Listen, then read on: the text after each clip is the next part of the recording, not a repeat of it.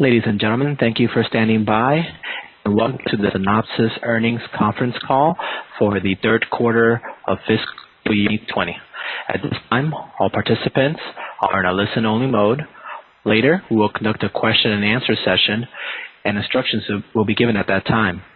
If you should require assistance during the call, please press star followed by 0. Today's call will last 1 hour. 5 minutes prior to the end of the call, we will announce the amount of time remaining in the conference. As a reminder, today's call is being recorded. At this time, I would like to turn the conference over to Lisa Eubank, Vice President of Investor Relations. Please go ahead. Thank you, Moses. Good afternoon, everyone. Hosting the call today are Aart de Geus, Chairman and Co-CEO of Synopsys, and Trac Pham, Chief Financial Officer. Before we begin, I'd like to remind everyone that during the course of this conference call, Synopsys will discuss forecasts, targets, and other forward-looking statements regarding the company and its financial results. While these statements represent our best current judgment about future results and performance as of today, our actual results and performance are subject to many risks and uncertainties that could cause actual results to differ materially from what we expect. In addition to any risks that we highlight during the call, important factors that may affect our future results are described in our most recent SEC reports and today's earnings press release. In addition, we will refer to non-GAAP financial measures during the discussion. Reconciliations to their most directly comparable GAAP financial measures and supplemental financial information can be found in the earnings press release, financial supplement, and 8K that we released earlier today. All of these items, plus the most recent investor presentation, are available on our website at synopsys.com. In addition, the prepared remarks will be posted on the site at the conclusion of the call. Finally, we are all again participating from different locations today.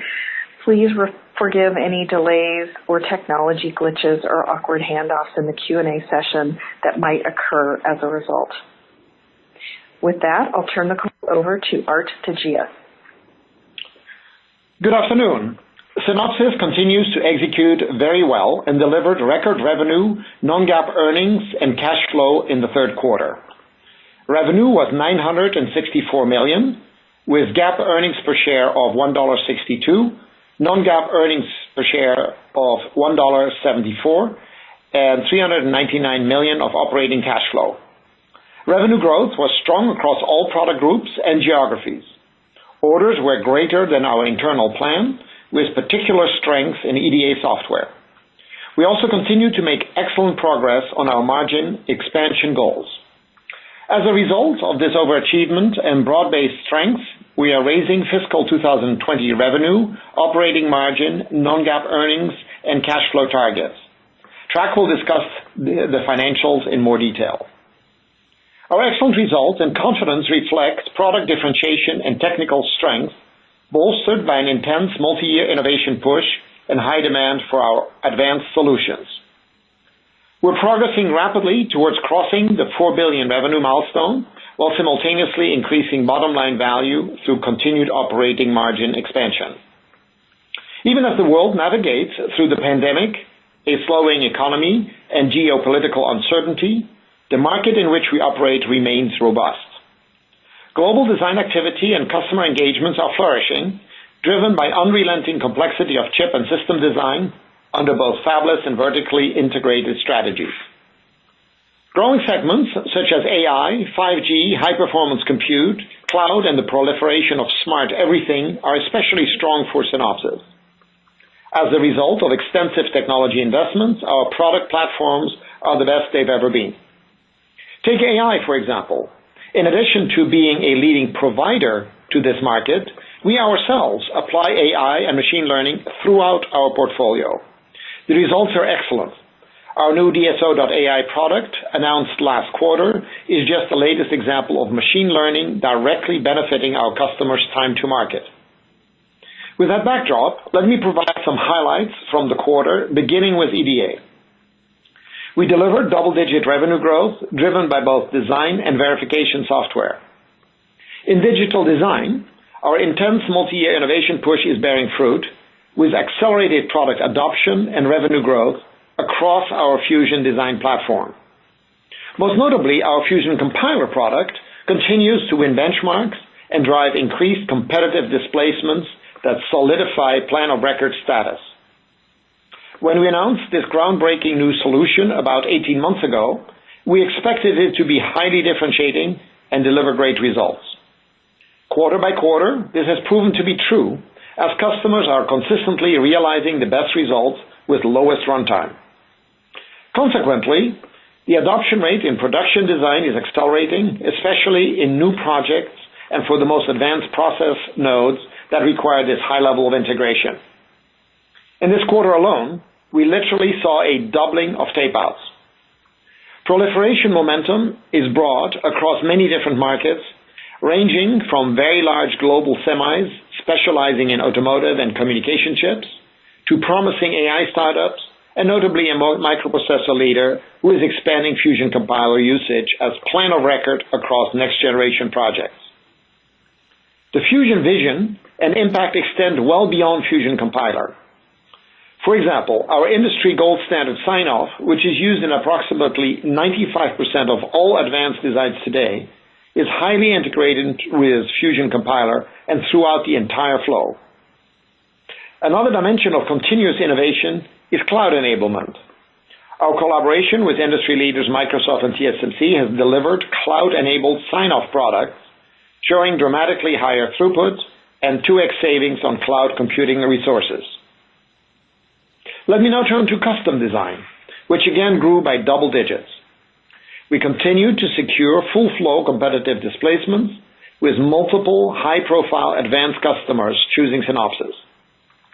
Panasonic, for example, adopted our full-flow custom design platform for its analog, mixed signal, and RF designs. We also have a record number of new evaluations underway. These include several traditional analog companies, as well as the advanced node customers we have historically been close to. Moving now to our verification continuum platform, where significant technology innovation sustains our market share leadership. Verification software growth continues unabated, reflecting tight integration of the fastest engines on the market, infused with multi-core, machine learning, and cloud technologies. Contributing substantially to this growth are large, influential cloud hyperscalers and global systems companies. The power of ECS performance and throughput also led to key competitive displacements in the AI and security IP verticals. Hardware-based verification continues to perform well. Differentiated by unmatched speed, high reliability, easy installation and maintenance, and lower cost of ownership, we're the solution of choice for complex hardware-software designs. In Q3 alone, we continue to broaden our customer base, adding 11 new hardware customers and more than 25 repeat orders, ranging from the largest systems and semiconductor companies in the world to high-impact AI chip designers, hyperscalers, and automotive suppliers. One example is Fuji Xerox, where our ZeBu emulation accelerated development of an advanced multifunction printer chip by 2 months. We expect to deliver another strong year for hardware. Be it in design or in verification, the completeness and strength of our EDA portfolio is key to many important ecosystem partnerships and collaborations. During the quarter, we extended our strategic teamwork with ARM to help accelerate design and verification of ARM-based designs for our mutual customers. Also, Synopsys was selected as a prime contractor for the government DARPA Automatic Implementation of Secure Silicon program. Synopsys will collaborate with researchers from commercial, academic, and defense leaders to increase security of the semiconductor supply chain. Now to IP, which again delivered outstanding results with record revenue in the quarter, contributing to what we expect will be another year of excellent growth. Our success is driven by high market demand and an unrivaled portfolio. Specifically, Synopsys has the broadest set of critical IP for today's most dynamic verticals, a long-standing track record of high reliability and quality, and early availability of titles as the key advanced manufacturing processes. This quarter, we saw especially strong momentum in both interface and foundation IP. Bolstering our market-leading interface portfolio, we introduced the industry's first complete USB 4 IP solution, production-ready for advanced 5-nanometer processes. With a record orders quarter, we also further extended our lead in foundation IP, which includes critical embedded memories and advanced logic libraries. In the automotive space, which continues its design investments, even during the current revenue downturn, our years of investment are driving continued success with our ARC processors. Perhaps the hottest vertical in the current COVID era is high-performance compute.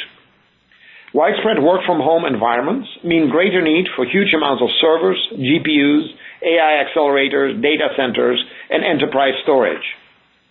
For Synopsys, it drives significant IP demand for protocols such as PCI Express, 112 gig Ethernet, and DDR.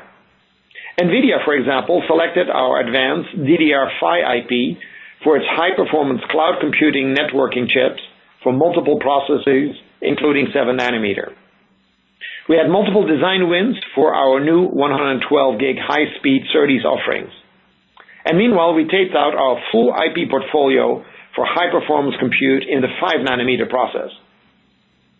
Which brings me to software integrity, which delivered double-digit revenue growth in the quarter. Orders remain softer than planned as we navigate COVID-related delays and our ongoing field adjustments.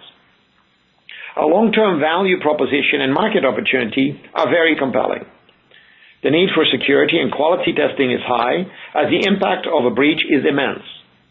The breadth and roadmap of our portfolio are well suited for evolving DevSecOps requirements. We have the broadest portfolio of key products that we are integrating onto a cloud-native platform, while our strategic consulting services are an important differentiator to enable high-level value-added engagements. This business has grown to roughly $350 million in annual revenue with expanding profitability. As we've mentioned in the past several quarters, our ambition is to now scale to our next objective of $500 to $1 billion. We've made good progress, ramping up consulting sales and support to better serve large enterprise companies and upgrading our systems to enable faster, more nimble engagements.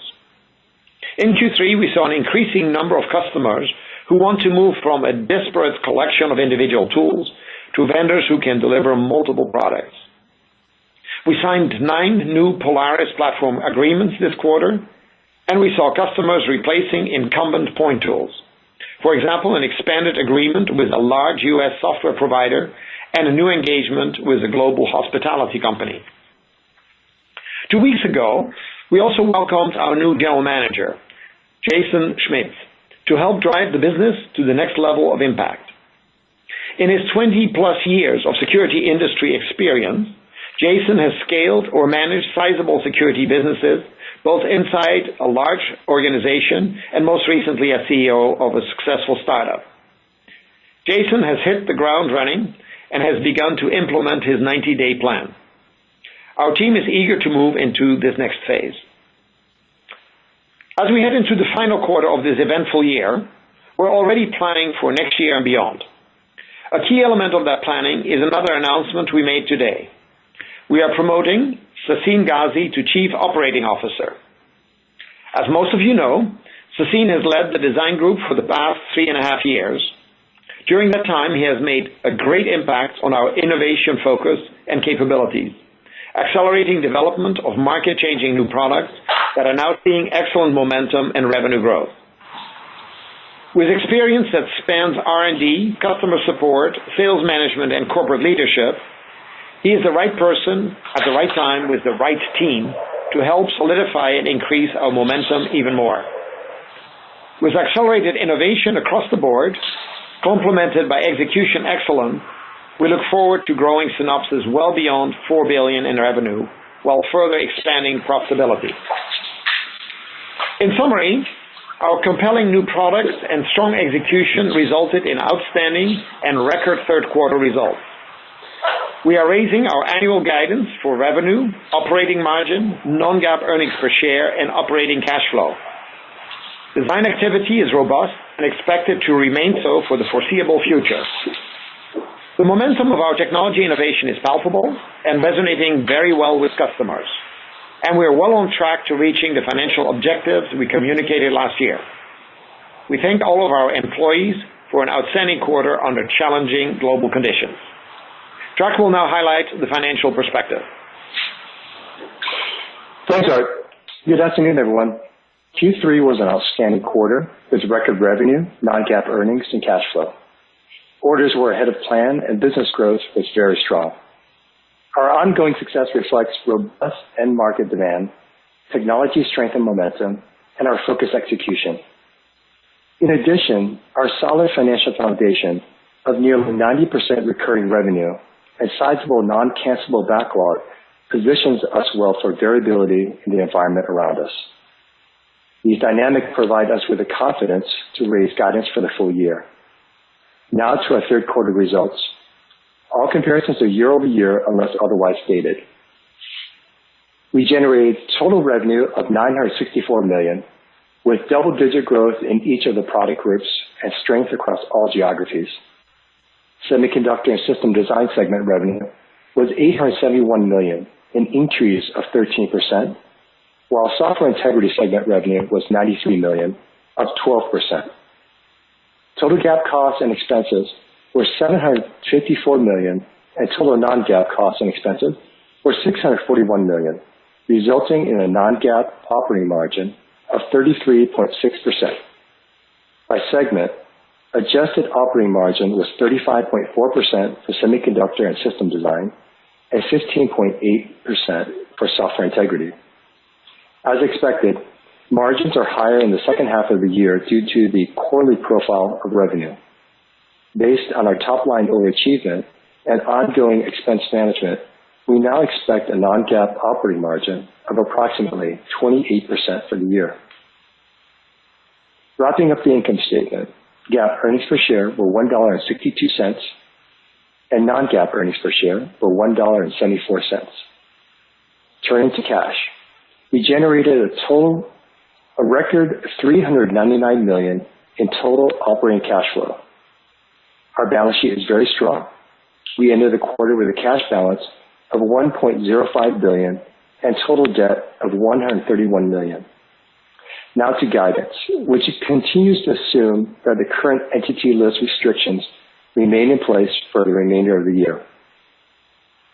For fiscal year 2020, our targets are revenue of $3.66 to $3.69 billion, total GAAP costs and expenses between $3.04 and $3.06 billion, total non-GAAP costs and expenses between $2.645 and $2.655 billion, resulting in a non-GAAP operating margin of approximately 28%.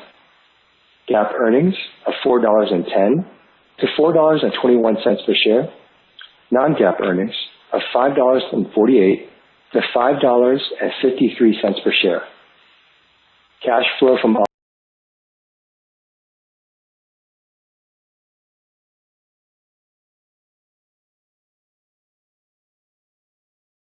operations of approximately $900 million, and capital expenditures of approximately $170 million. Now to the targets for the fourth quarter. Revenue between $1 and $1.03 billion.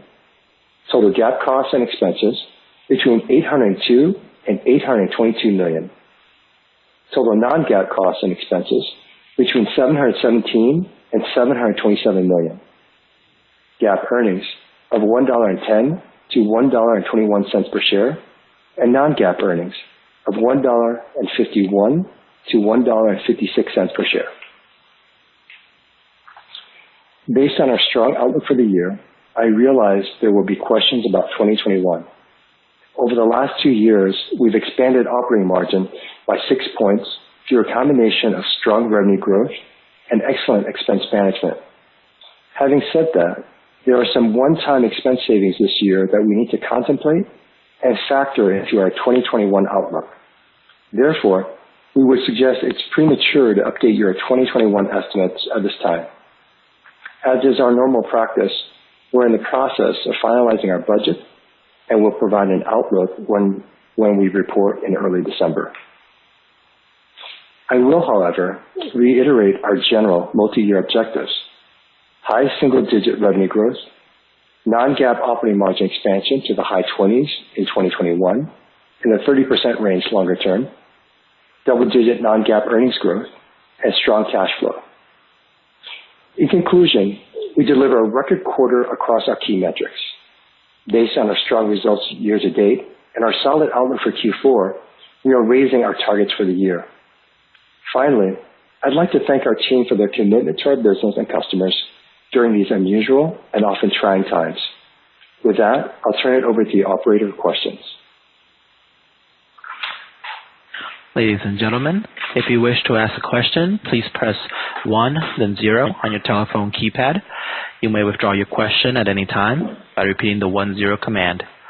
If you're using a speakerphone, please pick up the handset before pressing the numbers.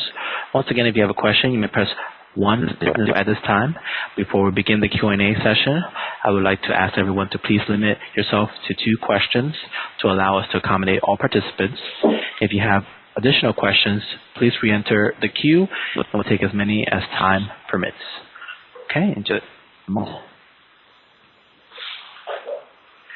The first question comes from Toph Diffley with D.A. Please go ahead.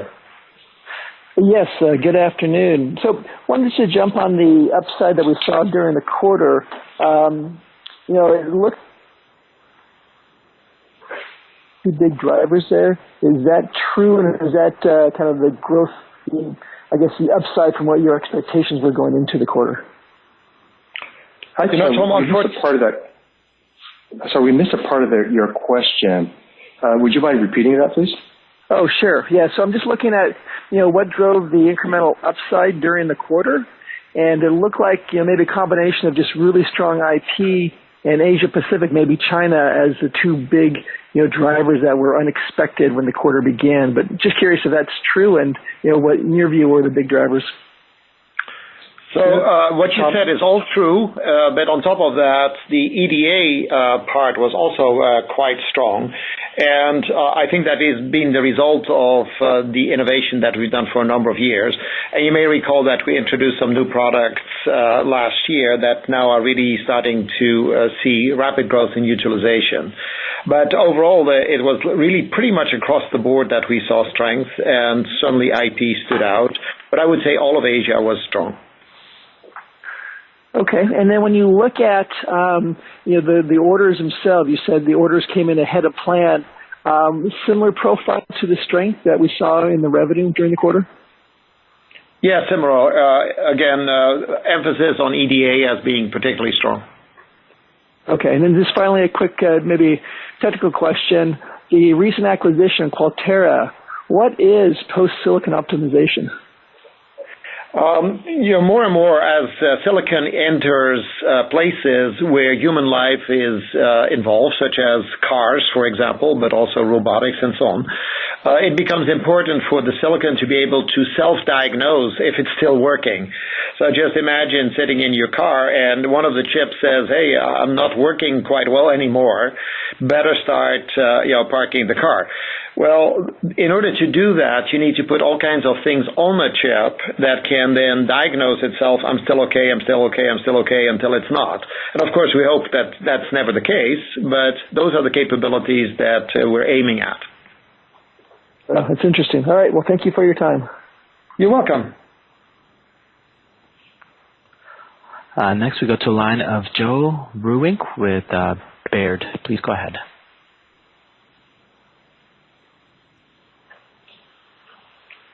I'm sorry, your line was open now.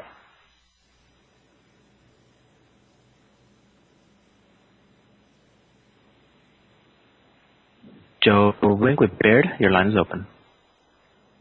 Yes, can you hear me? Now we can. Yes. Okay, perfect. Hope you all are doing well. Art, I'd be curious, just given some of the headlines that have come out with your customers recently, on just changes in strategic direction, maybe developments in technology trends as the chip industry moves to new advanced processes.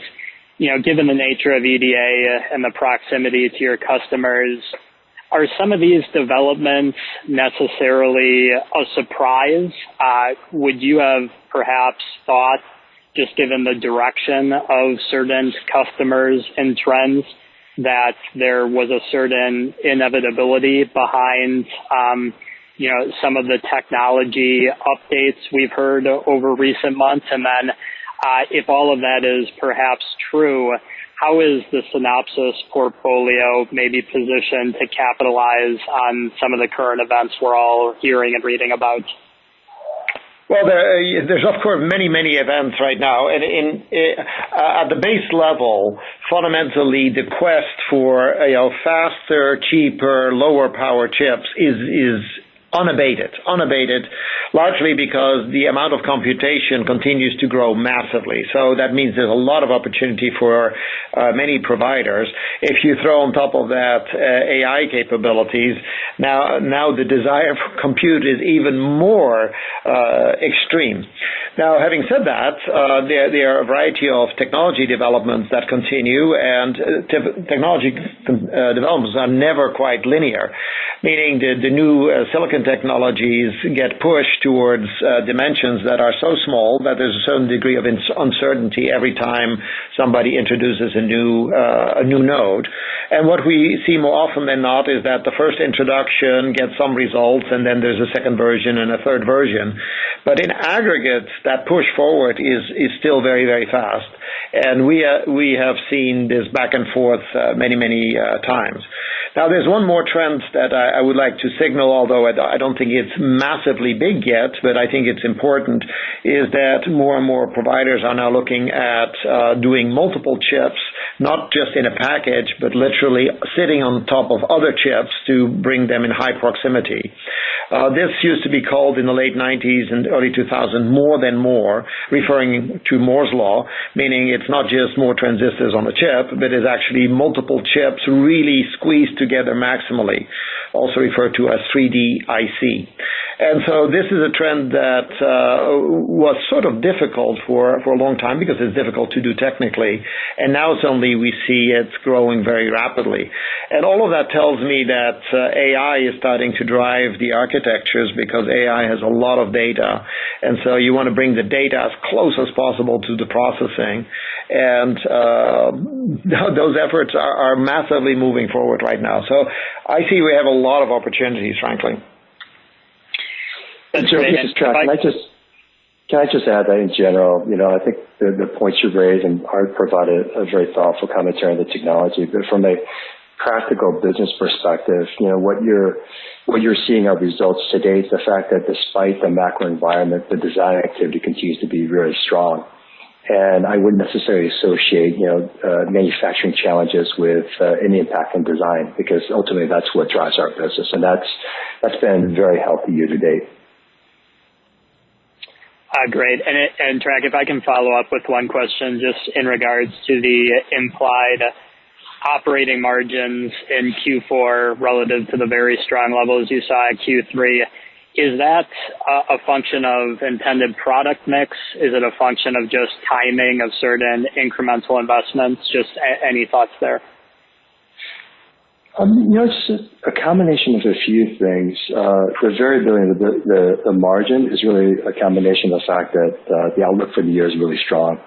And so you're seeing a bit of a true up in variable comp expenses in Q4. There's some impact of mix related to hardware and IP. And then lastly, we'll continue to prudently add to our headcount. But other than that, it's a normal transition. Very good. Thank you both very much. You're welcome. Next, we go to the line of Mitch Steves with RBC Capital Markets. Please go ahead.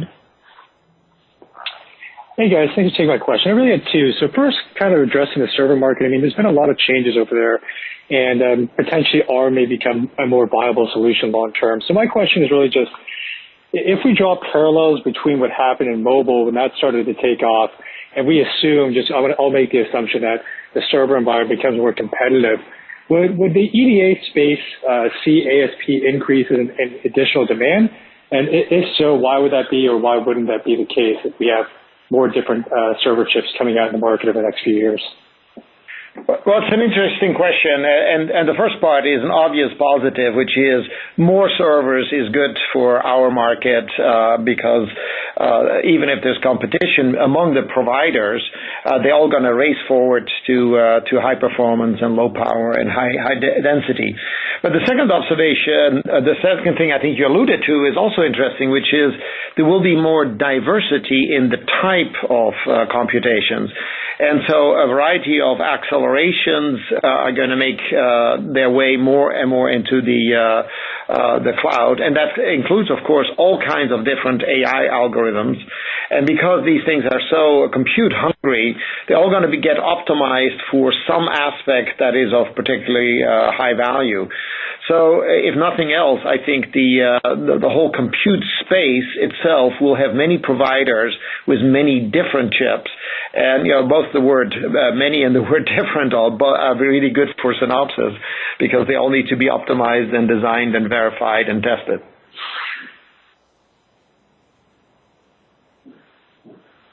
Okay, yeah, my second one is just on the software integrity business. So it's actually starting to turn up a bit year-over-year growth.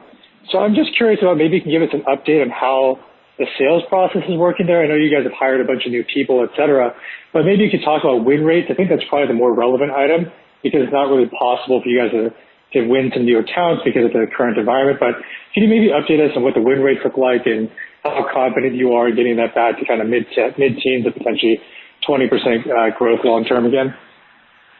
Well, so there's two aspects. One is I think the situation of the last few quarters has been a little murky just because the attention of people on these type of tools has been a little lower than it was before. I think that will come back, I think, pretty substantially as the market now has stabilized and as people will come back to having to be defensive about their chips. The second aspect is much more internal. We grew the company, or that part of the company, very, very fast. We pushed very hard on ops margin last year and came to the conclusion that we needed to do a bit of a reset in terms of how we're managing this and how do we scale all of the processes.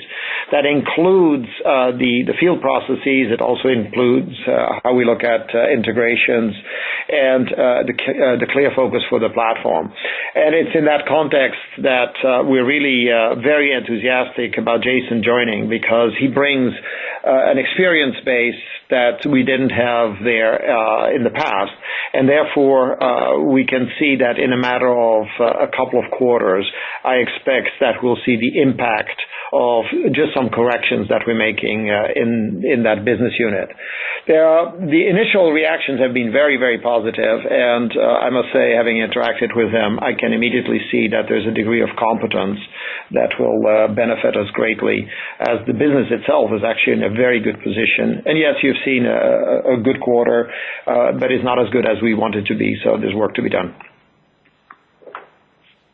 Okay, thank you. You're welcome. So questions from the line of Jackson Adder with JP. Please go ahead. Great. Thanks for taking my questions, guys. First one, without discussing any customer in particular, I think people are curious, what impact does manufacturing have on your customer relationships? Say if a customer switches their fabrication provider, perhaps. Sure. Well, we touch manufacturing in many places. The most profound place with some customers, we are very involved in the actual literal development of their process to create advanced transistors because we have the capability to simulate those before they get built. From there, we move up in terms of helping customers create what are essentially the descriptions of their process so that it can be linked to the design tools, and we're very proficient in that. And this is the area where you see constant change. Even a new process gets introduced, a matter of a month or two later, there are modifications because people are constantly driving not so much the performance of the process anymore, but the yield. Meaning initially the early chips don't yield very well, and then they yield better and better and better over time. And so we're involved in that. Where our engagement grows very, very rapidly is right after that, which is making sure that our tools intersect well with the process. With other words, that our tools bring the best out of the manufacturing process. But the same can be said identically for our IP, meaning that we provide building blocks that get highly optimized for the different processes. And as we go to smaller and smaller geometries, this is a more and more differentiated and difficult task. And difficult is actually good for us because Synopsys is uniquely competent at that. As we then move to yet a higher level, as people design chips, we of course assist the different design companies with how they design their circuits in light of the processes that we know very well. So, and then probably the last level where that intersects is that these chips have to also be tested, and different testing techniques get used for different silicon technologies. So it's another way of saying that, you know, we are both a connector and a buffer throughout the entire design flow and complexity flow. And the experience that we bring helps at any level make up for some of the shortcomings that invariably happen. And I'm not pointing fingers at any of this level. It's just all substantially challenging stuff to do. And so our support teams help people bridge towards the new nodes on a constant basis. And so the fact that you see at times sort of disruptions or accelerations in silicon development is a very natural phenomenon in silicon design for the last 20 years. The fact that these things are very large investments is, of course, always of concern because one hopes to get high yield as soon as possible, but invariably it just takes time for that to happen. In all cases, we are involved to the point that it is beneficial to us to support many different silicon nodes from many different vendors. And at the end of the day, it's the end customer, the semiconductor chip designers, that decide which nodes they will be using. And of course, we listen carefully to them. Hey, Jackson, this is Chuck. Independent of the manufacturing challenges, though, right, the demand for our tools continues to be really strong. Because in the end, it's about the technical challenges of designing those chips, whether you're manufacturing it in-house or outsourcing it. And we remain really optimistic about our business considering where our portfolio is and the fact that we continue to see really good demand for our products. So it's a useful item, but we're not seeing it affect our business. Gotcha. Awesome. Thanks for the additional color. Quick follow-up, Art, on design compiler and IC compiler too, the two main components of the Fusion platform. Are you seeing much demand at all for the individual products on a standalone basis, or have we turned a corner toward this platform demand? You know, weirdly enough, the answer is yes and yes. And so let me start with Fusion Compiler. I think it's doing terrifically well, and we do see that a lot of the future will be heading in that direction as the results are just very, very compelling. At the same time, completely by accident this morning, I was writing a little note to the team that's working on IC Compiler because they had some stellar results at a very important large customer that actually decided to have a significant portion of their chips done with ICC2. And so it just shows that different people have different forms of flows, that some people like to have the integrated version, some people have maybe design flows that they have optimized in the past for the individual tools, and both are absolutely at the state of the art, and it's been a good choice for us to be able to maintain both of those directions. Okay. You're welcome. Next, we go to the line of Jay Lieshoffauer with Griffin Securities. Please go ahead. Thanks. Good afternoon, Art and Track. Art, a technology question to start for you, and then Track, a financial question for you. Art, your comments on the application of AI and design space exploration were quite interesting. My question for you is, what do you think the resource requirements or implications might be for you and for your customers to implement that?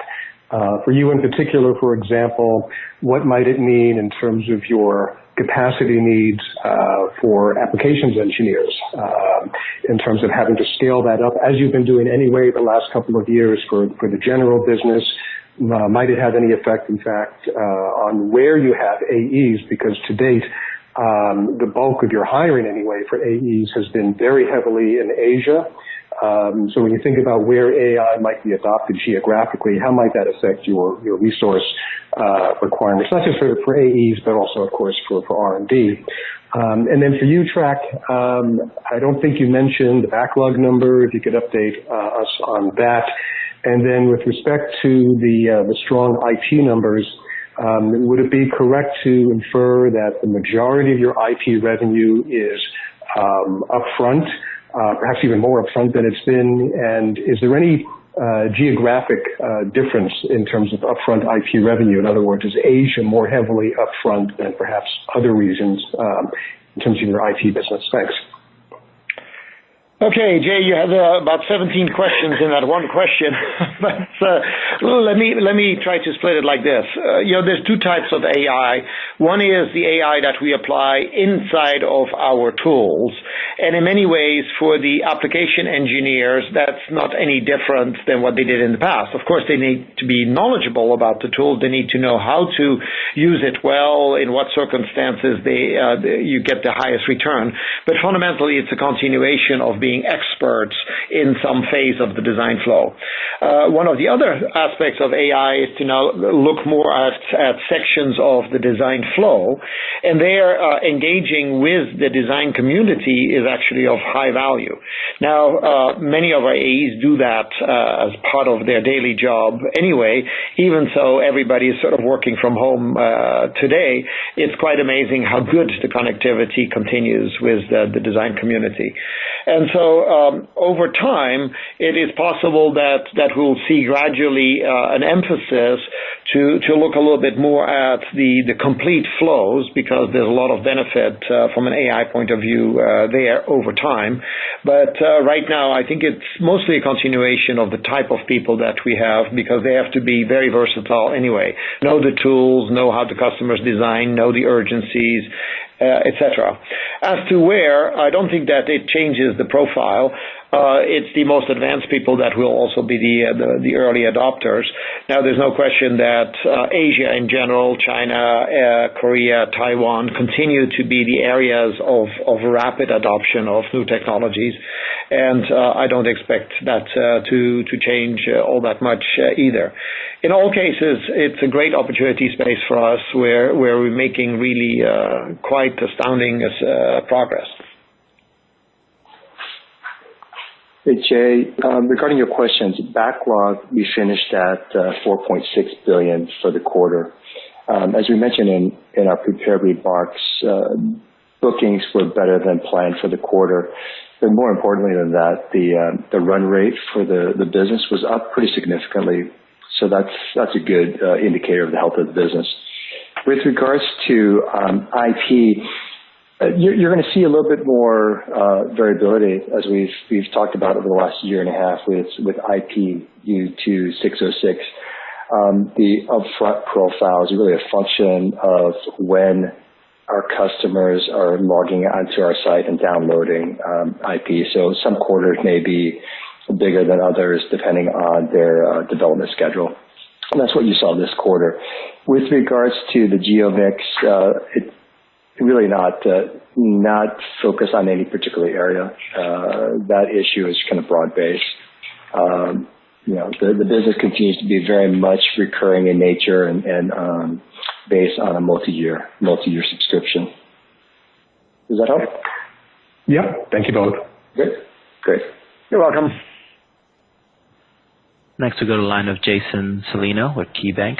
Please go ahead. Hi, thanks for taking my question. Really just one for Track. You mentioned at the beginning some one-time cost savings this year. Are you seeing those cost savings in one side of the business versus the other? Kind of referencing the SIG business, 15% margins there. It's big improvement over last quarter, which was a big improvement over the quarter before that. No, Jason, the one-time savings related to COVID is really across the board, and similar to other companies, it's mostly around travel. Obviously, with us working remotely, we're not seeing the level of travel that we had in the past. Now, that's on a net. We realize a savings for the year, but there are some incremental costs incremental costs and investments that we've had to make to support the company working remotely. And that's, as we think through what those ongoing costs are going to be, that's going to be factored into our guidance for next year. That's what I was referring to. But overall, the strong margin improvement that we're showing for this year is largely a function of the really good revenue growth and expense management. Okay. And then relative to the SIG margins being up quarter over quarter, just under the impression that we wouldn't see as much improvement in that this year. That wasn't deliberate. We'll continue to invest in that business. As you said at the beginning of the year, I would say that's a function of us getting some savings on the travel side and some events. And in addition to that, the team's doing a really good job managing their expenses in light of where we are with revenues and bookings. As we've mentioned, it's improving since Q1, but still below where we want it to be. And so the team's doing a really good job managing both sides of the business. Okay, great. I appreciate the color. Thank you. Yep, you're welcome. And once again, if you have a question, you may press 1, then 0 at this time. We go to the line of Pradeep Ramani with UBS. Please go ahead. Hi, thanks for taking my question. I guess first one for Track maybe. You guys beat the midpoint of this midpoint in Q3 by $75 million, and yet the full year was raised roughly by $50 million. I guess what's driving that sort of conservative drop through? That's the first one, and then I have a follow-up. Yeah. So overall, the business is doing really well. I mean, we're seeing that in the mix of the geo growth and product growth, but there were some elements of timing as well, right? That we saw some of the revenues that were originally planned for Q4 shifting to Q3. And I would say that it's shaping up to be another good quarter for us, but it's a pretty big quarter in Q4. So I think on the whole, it's a pretty balanced outlook for the year, and we're providing the best outlook we have at this point. Okay, and the second one is sort of a bigger picture question. I guess you talked about hyperscalers and autos and system companies, how they're driving growth. In terms of roughly what % of your revenue they account for today, and how we should think about that traction on the EDA side, especially growing, I guess, can you provide some color on that? Well, we don't break out the hyperscalers, but we've said already quite a number of years ago that system companies, which is really the people that we lump together that do more than just chips, that also add software, in some cases have a broader value proposition, has been about 40+% of our revenue for quite a number of years. I would put the hyperscalers in that domain because they have many different interests and actually may be making their money not so much by selling the chips, by using them themselves. And so right there, that's a bit of a different category. Having said that, I think they are interesting because per the earlier question that one of you asked about how many different servers are you seeing? Are you seeing people investing in a broad set of architectures? Well, they all are. And they all are as a function of whatever their customer base has as workloads. And so there's a very big difference between doing, let's say, credit card checks versus doing AI research for some oil exploration. Both require a lot of computation, but it's very different computation. And so I think that the hyperscalers, because they have so much opportunity, are going to continue to be more and more interested in if not influencing, even controlling some of the architectures, and have an opportunity to literally create a lot of different chips that suit just their need.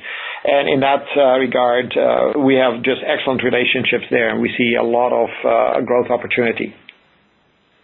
Thank you. You're welcome. Next, we go to the line of Rich Valera with Needham. Please go ahead. Yes, thank you. We're hoping to get a little more color on the hardware business in the quarter. I know you had some pretty significant backlog that had slipped out of last year and was expected to ship in the second half of this year from a large customer. I believe that was on the emulation side.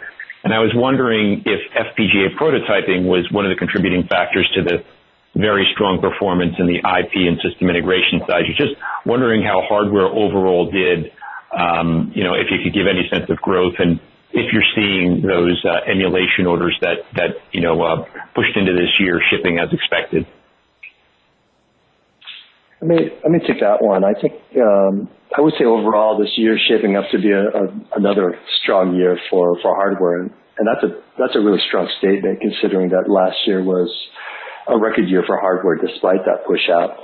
We're not going to break down the emulation versus HAPS, but we're seeing good growth on both sides.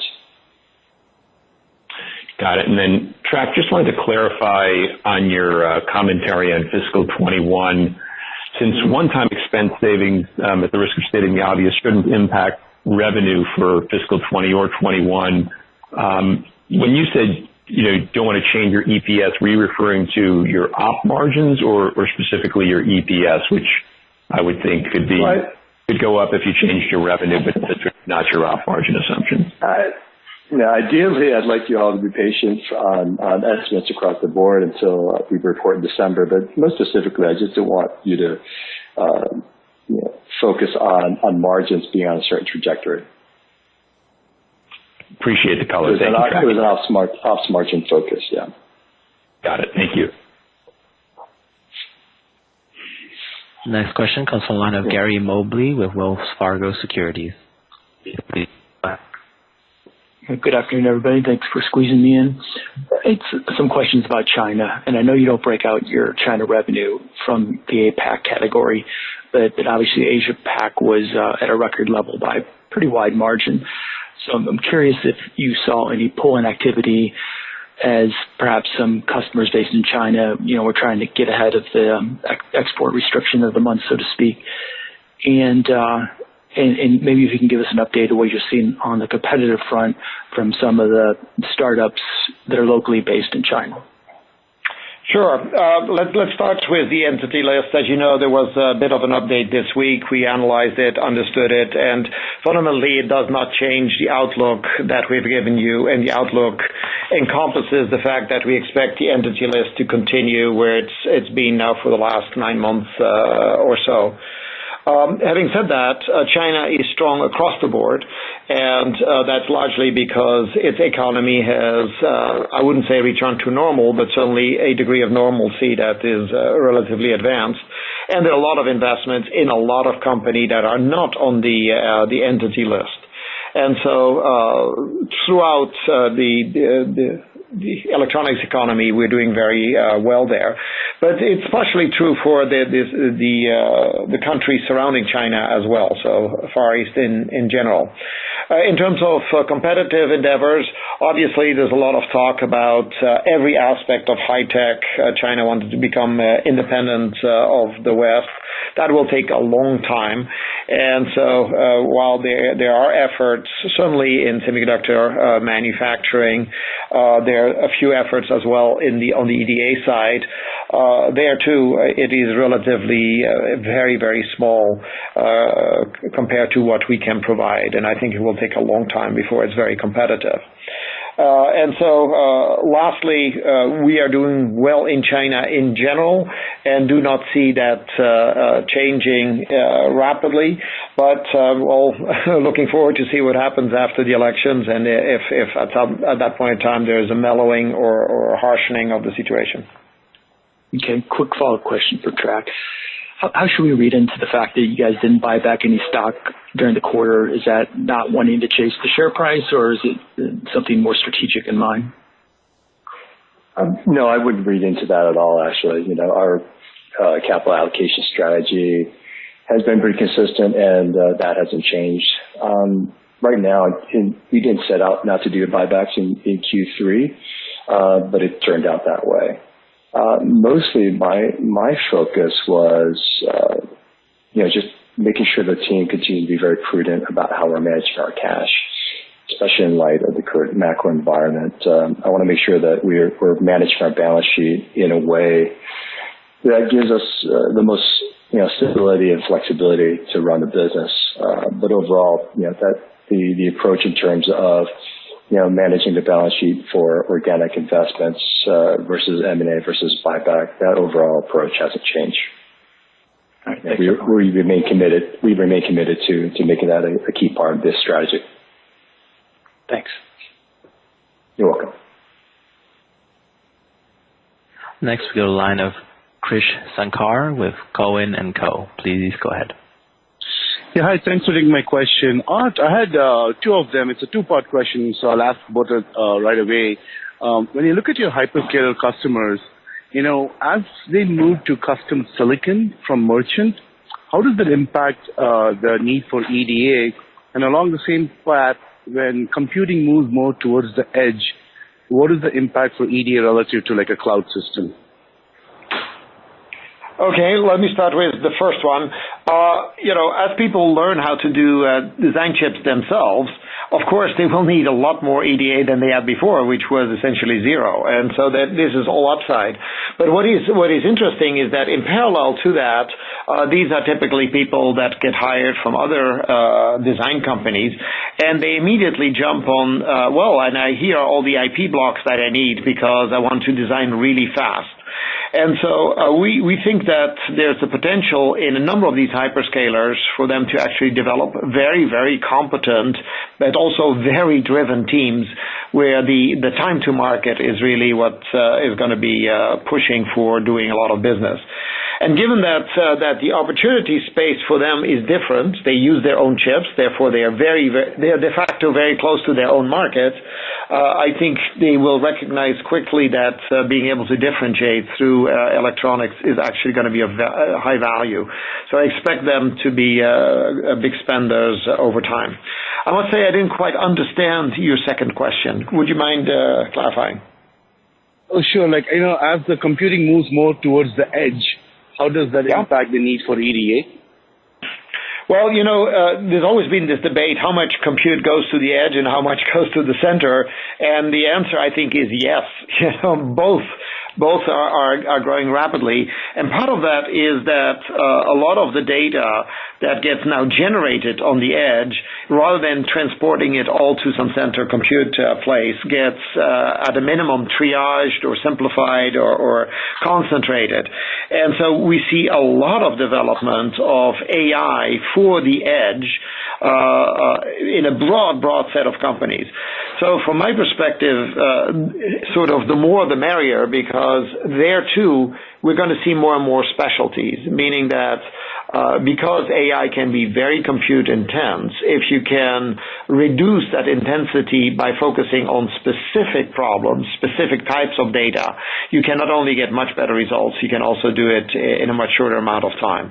And that is why I think we're going to see a continued broadening of these type of chips. And many of those, by the way, use embedded cores or embedded IP just to reduce their go-to-market time. So we actually see growth in both of these camps for us. Got it. Super helpful, Art. If I can just squeeze one more in, just as the shift to edge happens, is that negative for the HAPS business? No, not at all. I mean, for most chips, the minute they become sophisticated enough that they have some software running on it, you cannot go fast enough to some prototype to at least start developing the software before you actually have the chips. And HAPS is not as expensive as a big emulation machine, and very often actually gets used to not only mimic the chip that you're designing, but also mimic some of the surroundings, maybe the sensors that will be connected to that chip. You can just plug those into the HAPS board. And so the word prototype really is the way you imagine it. A thing that is very compact, but where you can plug in a lot of wires to bring the reality directly to the chip. And that is what HAPS does particularly well. And so I expect it to continue to grow. It is growing very well, by the way. Thank you very much, Art. You're welcome. That is wonderful. Thank you.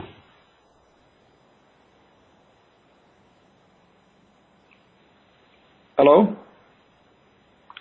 There are no others in queue. Okay. Well, in that case, thank you so much for the time you spent. I hope that you got a sense that we were blessed with a very, very strong quarter, but just as much with a very strong outlook forward, and that much of that is due to the technologies introduced over the last few years doing well, but also with thanks to the team and our customers for working under situations that are far from ordinary, yet are eminently practical in how we are managing it. So thank you for your attention, and we will follow up with the usual Q&A with individuals. Thank you.